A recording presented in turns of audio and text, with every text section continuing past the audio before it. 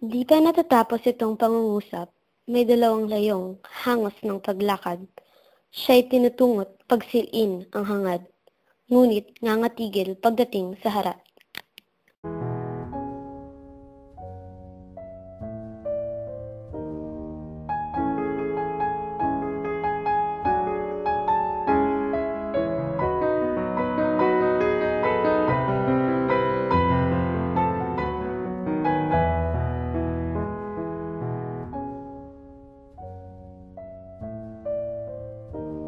Nangangawat mandid na wala ng bangis, sa abang sisiling larawan ng sakit.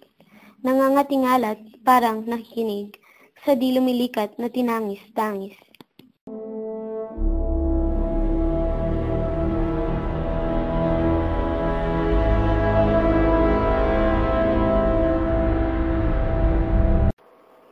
Anong loob kaya nitong nakagapos? Ngayong nasa harap ang dalawang hayop, na ang balang ngipit kuko'y nakahandog, isang kamatayang kakilakilabot.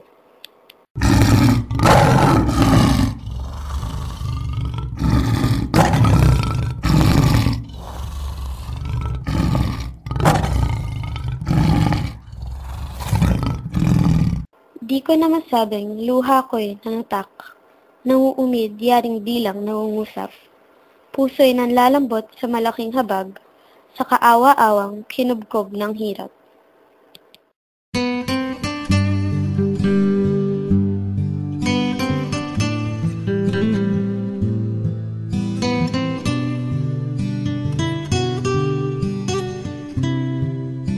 Sinong di mahapis na may karamdaman, sa lagay ng gapos na kalumbay-lumbay, lipos ng pighati saka tinutunguhan, sa laman at buto niya ang hihibay.